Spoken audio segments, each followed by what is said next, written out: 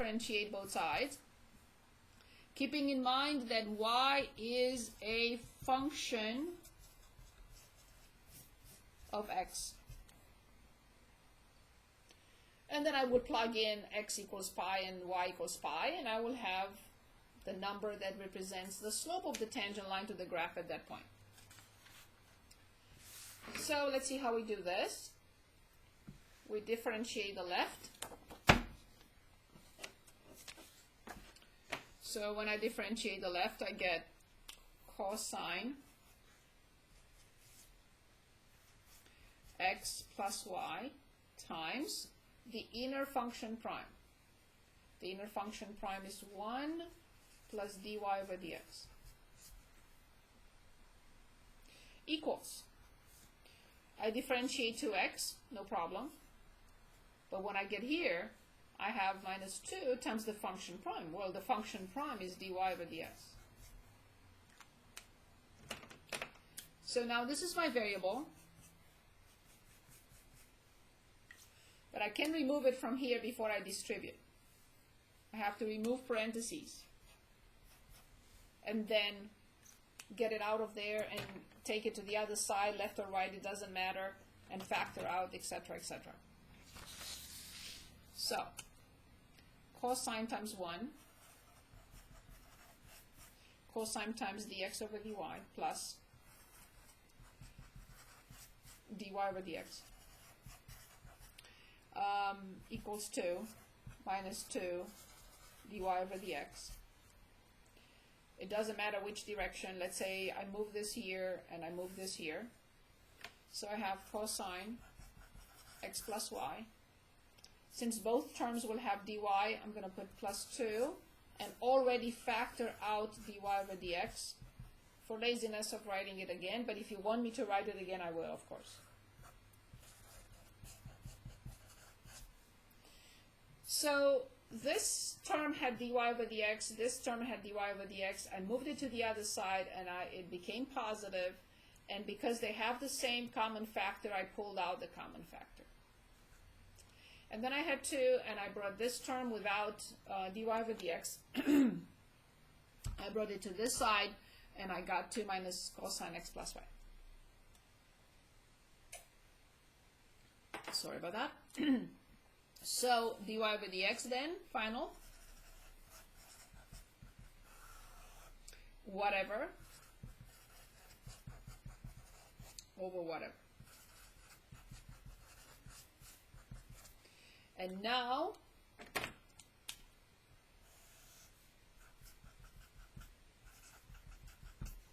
because that was the point given to us, x is pi, y is pi, so let's see what we get. Well, pi plus pi is 2 pi, and cosine 2 pi. Can anyone give us cosine 2 pi so we can, from here, get dy over dx, or the slope? Is 2 minus, anyone remembers cosine 2 pi? 1. Very good. So this is 1 plus 2. So the slope is 1/3. All I have to do now is plug him back in here. So y minus pi equals 1/3 x minus pi. And y equals 1/3 x minus pi over 3, but I have to bring a positive pi to the other side. So 3 pi minus pi is 2 pi. So y equals 1/3 x minus, plus 2 pi over 3. Because it's 3 pi minus pi, which is positive 2 pi.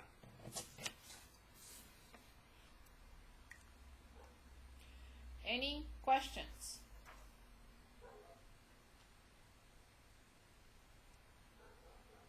Any questions?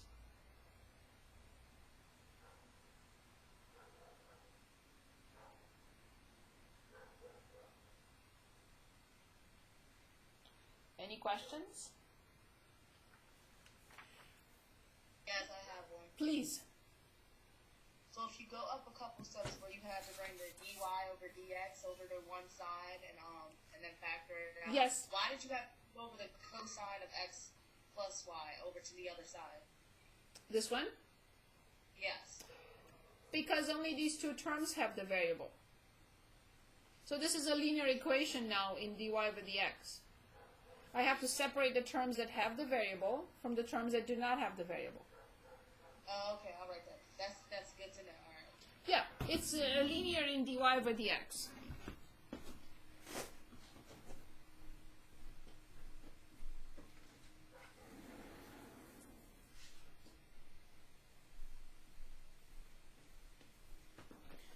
Do we need to practice some more? Yes, I want to. Very good. Yes. Very good. Would you like to choose, or do you want me to choose? It's up to you.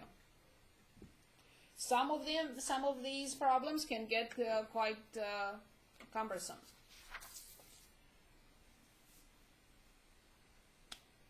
Let's look at one with a radical. Is that okay? Yes. I'll copy it and you tell me whether this is good enough.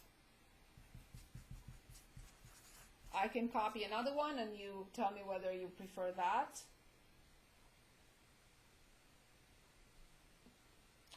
Let's say another one would be e to x over y equals x minus y. I can copy another, e to y times cosine x equals 1 plus sine xy. Please choose. Can we do the second one? The second one is fine. Okay, so we have e to x over y equals x minus y. This is our selection. No one can solve this for y, so let's find. So again, the question is for all of them the same. Find an expression for dy over dx. Once I'm given this, I immediately think that y is a function of x. If I don't establish that and I start differentiating and I say, oh, x is x, y is y, they're variables, no. That would be a terrible mistake. Good. So I remember that e to a function prime is e to the function times the function prime. Okay, so this is a quotient rule now. Careful. So e to x over y times the function prime, but I have to use the quotient rule.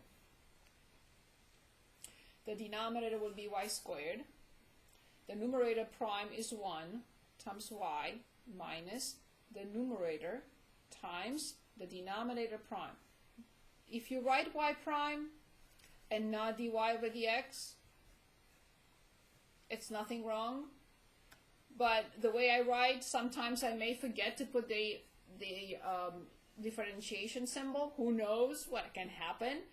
But I will not, the probability is very low that I will forget this, right? But if I want to write y prime, I may see it or I may not. But if I don't see dy over dx, it means that something is wrong. Okay, so one more time, the left-hand side, e to a function prime, but since the function is a quotient, I have the first function prime, which is 1 times y minus x times dy over dx over y squared. On the other side, I have 1 minus dy over dx. So now, the cumbersome part here is that we have to review something very important about fractions. So if I have two terms at the top and the denominator, I can separate the fraction into this over this minus this over this. So what am I saying to you is that if I have a minus b over c, this really comes from a over c minus b over c. I need this. Why? Because I have to take this out of here somehow. And if I don't separate it, I have no way of removing dy over dx from there. So then I have e to x over y will wait patiently for a while.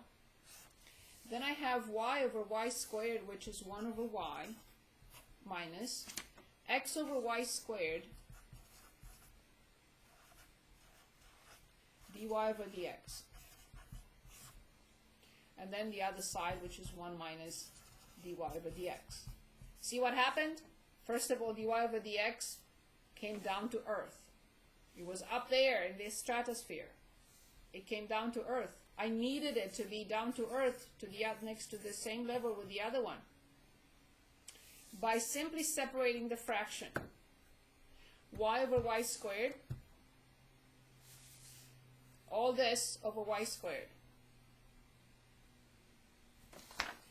What happens next? From this point on, it should be easier. Yes, I have to distribute.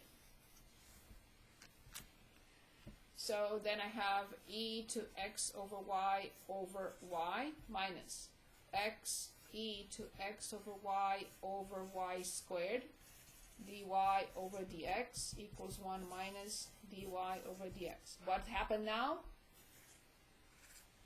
Parentheses went away.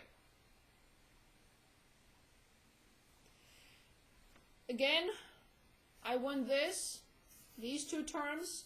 This is a linear equation in dy over dx. I want them on the same side. And everything else that doesn't have dy over dx to go to the other. This becomes positive. It will be 1 x e to x over y squared. I already factored out dy over dx equals 1 minus that.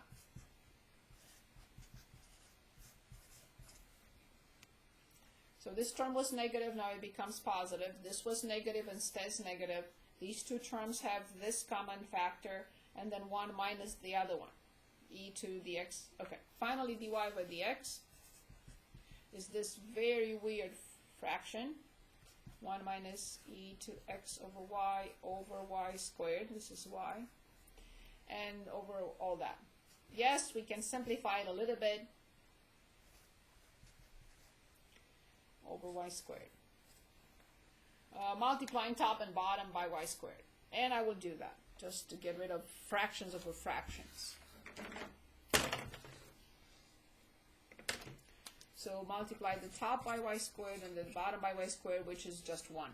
I'm not doing anything, really. But I will... For the numerator? How did you get y squared in the numerator? No, you mean... You Like mean here. You where mean the here. second y You comes mean from. here. Yes. Yeah. Got it. Thank you very much. No, Oh, I that's wasn't trying to check whether you were paying attention. No. No, it was just an error. My apologies. Thank you for catching that. Thank you. And no, I'm not tired. And I'm not asleep. So yes, and now I have to check. 1 minus, yes, that's correct. And this was at the top, that's correct, yes. I will still multiply by top and bottom by y squared. So this is dy over dx. Thank you very much. So this is y squared minus y e to x over y. And this is y squared minus x e to x over y.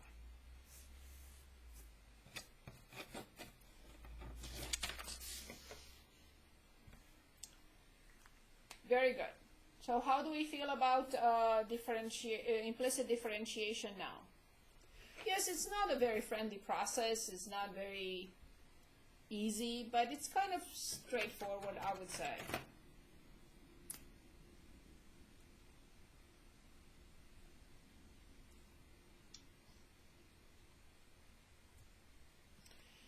Okay, so one other thing I would like to go back to trig functions and inverse trig functions. I hope you find in WebAssign other problems that you will bring to class so we can work on them. We know the trig functions are sine x, cosine x, tangent x, cotangent x, secant x, and cosecant x. And there are inverse functions for each. So of course, sine inverse, also denoted by arc sine x. Cosine inverse x, also known as arc cosine x. And for all of them, but I just want to mention three here. Tangent inverse or arc tangent x. So arctangent is also an important graph. I'm going to graph that function one more time here. It has two horizontal asymptotes. One at infinity, y equals negative pi over 2 and y equals pi over 2. One at positive infinity and one at negative infinity.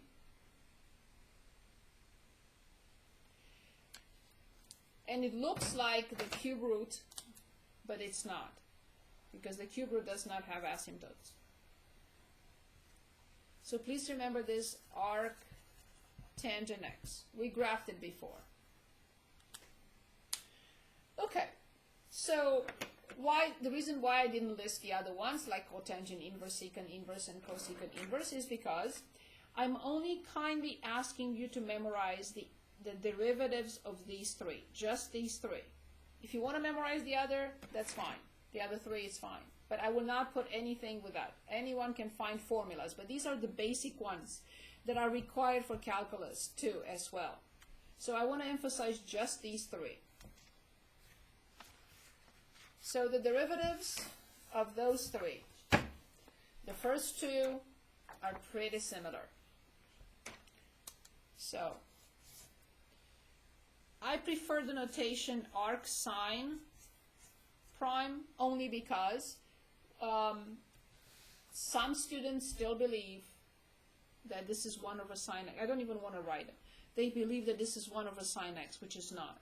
This is the inverse function for the sine function, of sine function. So that's why I prefer this notation. Also, when I type up, this is much easier than setting up a power. So for me, it's easier to type arc sine x. Okay, so arc sine prime or sine inverse prime is 1 over the square root of 1 minus x squared. Arc cosine x prime is identical, but it has minus in front. And the last one is probably one of the most important ones, which is arc tangent, or tangent inverse prime, as being 1 over 1 plus x squared. So let's look at an implicit differentiation with any of these, because I see an example. Okay, so it's tangent inverse of x squared y, and on the other side x plus x y squared.